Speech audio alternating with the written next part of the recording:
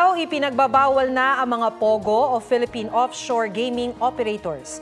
Ipinagutos yan ng Pangulo sa kanyang ikatlong State of the Nation Address. Binigyan din ng Pangulo ang posisyon ng Pilipinas sa West Philippine Sea at binida ang anyay epektibong stratehiya ng kanyang administrasyon sa paglaban sa droga.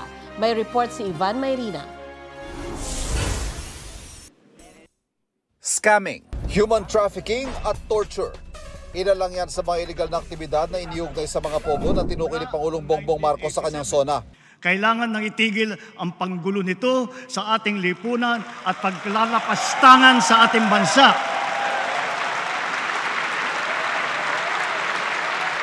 Effective today, all POGOs are banned.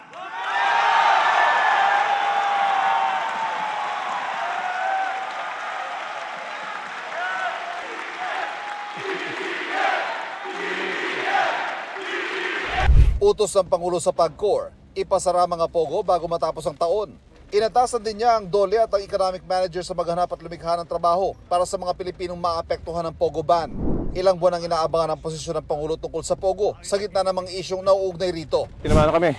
Kaugnay naman sa usapin ng West Philippine Sea, patuloy raw natatahakin ng Pilipinas ang landas sa kapayapaan at pagsunod sa rules-based international order, sabay giit sa karapatan ng bansa sa karagatan nito. We continuously try to find ways to de-escalate tensions in contested areas with our counterparts without compromising our position and our principles. Ang West Philippine Sea ay hindi katang-isip natin lamang.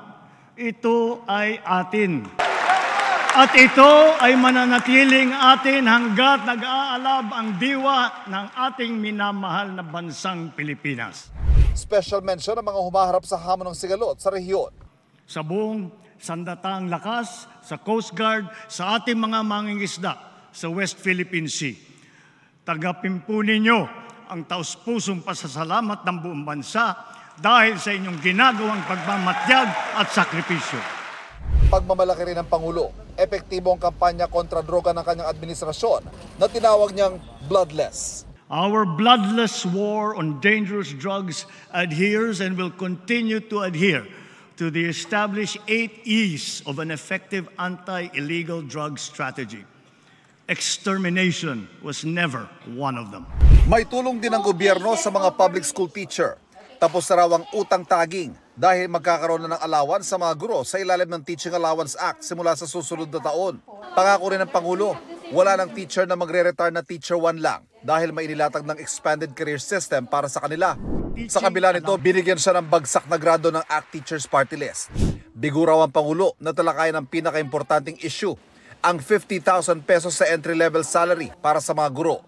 Nanawagan din ng Pangulo sa Kongreso na busisiin ang Electric Power Industry Reform Act o EPIRA Act.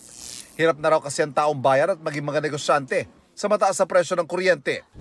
Ibinida rin ng Pangulo ang patuloy na pagsasaayos sa mga tren, paliparan, pantalan, mga expressway at tulay na makatutulong sa mas mabilis na pagbiyahe ng mga Pilipino. Sa gitna naman ng mataas sa presyo ng mga bilihin, target daw ng gobyerno na gawin ng permanente ang Kadiwa Center sa bansa. Ivan Mayrina nagbabalita para sa GMA Integrated News. Pag-aaralan ng PAGCOR kung paano dahan-dahang ipatitigil ang operasyon ng mga POGO alinsunod sa utos ni Pangulong Marcos. Sabi ni PAGCOR Chairman Alejandro Tenco, magpapaliwanag sila sa 43 legal na POGO ukol sa utos ng Pangulo.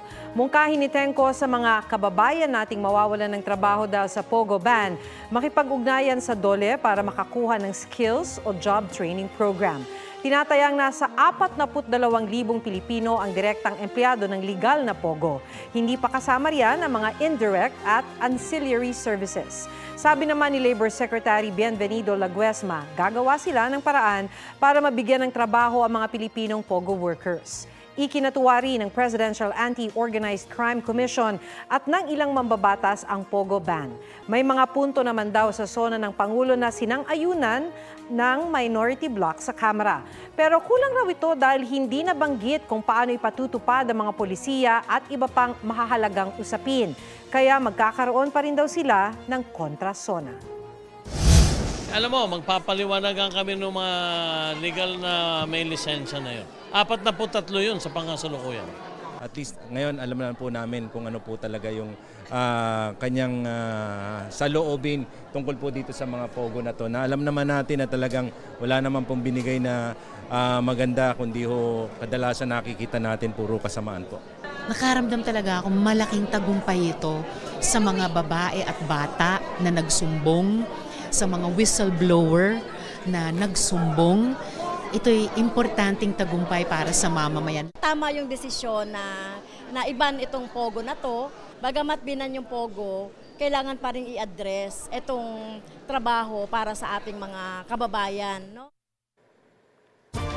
Bilang pag-iingat sa posibleng epekto ng Bagyong Karina at hanging habagat, nagkansela na ng klase ang ilang lokal na pamahalaan bukas, July 23. Inanunsyo ni Cavite Governor John Vic Remulla sa X na walang pasok sa buong probinsya. Nakapost naman sa official Facebook page ng Malabon City ang kanselasyon ng klase sa lahat ng antas sa mga pampubliko at pribadong paaralan.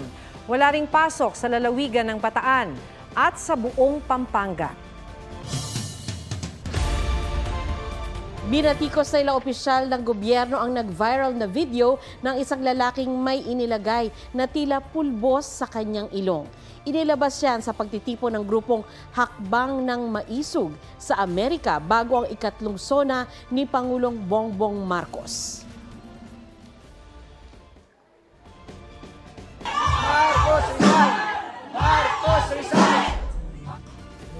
Yan ang sigaw ng mga nanonood sa pagtitipon ng ilabas ang video na mabilis kumalat sa social media. Naroon din sa pagtitipon ang nooy presidential spokesperson ng Administrasyong Duterte na si Harry Roque. Ayon kay Executive Secretary Lucas Bersamin, malisyoso, peke at paninira lang ang video. Yan din ang tingin ng Department of Information and Communications Technology. Pinapadaw na nila ang video. Hindi rin naniniwala si DILG Secretary Benher Abalos na si Pangulong Bongbong Marcos ang lalaki. Pinaimbestigahan niya ito sa PNP. Nanawagan din ang Defense Department sa mga otoridad sa Amerika na magsagawa ng investigasyon.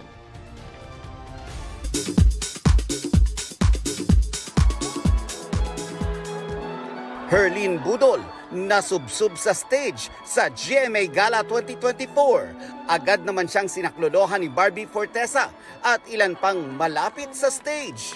All composed and poised pa rin si Herlene matapos ang nangyari. Nagkasugat ako, Miss Aubrey. Pero okay lang, dami ko sugat dating naranasan. Basic lang yung dapa. Yung kumbaga, parang nilamon lang ako ng kahihiyan ko.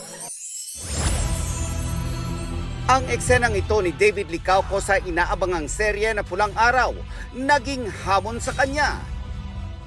Sinabi sa akin na sumigaw daw ako. Yun kasi yung pinaka-nahihirapan ako talaga na gawin sa acting dahil hindi talaga ako sumisigaw. Kasi nahiya ako eh. Nagpakamatay si Paco. Bea Alonso, bumilib sa pagganap ni Benjamin Alves bilang Basil. Tinulak mo siya. So, ang galing niya magtahi ng emotions niya. Gusto ko na nagsaspark siya ng conversation on social media. The BEST is yet to come, as in comeback ng K-pop girl group na 2NE1. Kasabayan ng isang global tour at back-to-back pa with Blackpink World Tour this 2025. Nelson Canlas nagbabalita para sa GMA Integrated News.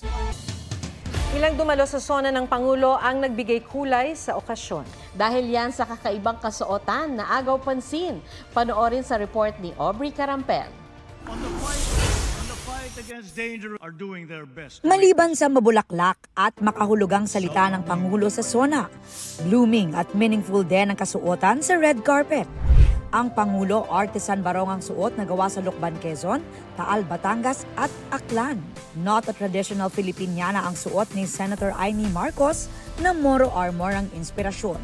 Donning Mindanao fabric naman si Cavite 2nd District Representative Lani Mercado Revilla. Talagang tausog represent ang suot ni kusog-tausog Congresswoman Shirley Tan-Tambon.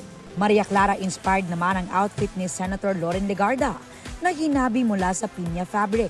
habang upcycled ang suot ni Quezon City Mayor Joy Belmonte. Head turner ang classy white modern Filipiniana ni Senate spouse at global fashion icon Heart Evangelista at ang light blue dress with gold details ni Ormoc Mayor Lucy Torres Gomez. Accented with gold leaves naman ang suot ni Senator Grace Poe. Nagbigay kulay naman sina Bianca Manalo wearing green Filipiniana at ang asawa ni DepEd Secretary Sonny Angara na si Tutsi Angara, suot ang blush terno. Pati na ang blue Filipiniana ni Emeline Aglipay Villar may bahay ni Senator Mark Villar. Idinaan naman ng Makabayan Block sa kanilang kasuotan ang kanilang artistic protest. Ang kanilang mga Filipiniana at barong may colorful hand-painted drawings. Aubrey Carampel, nagbabalita para sa GMA Integrated News.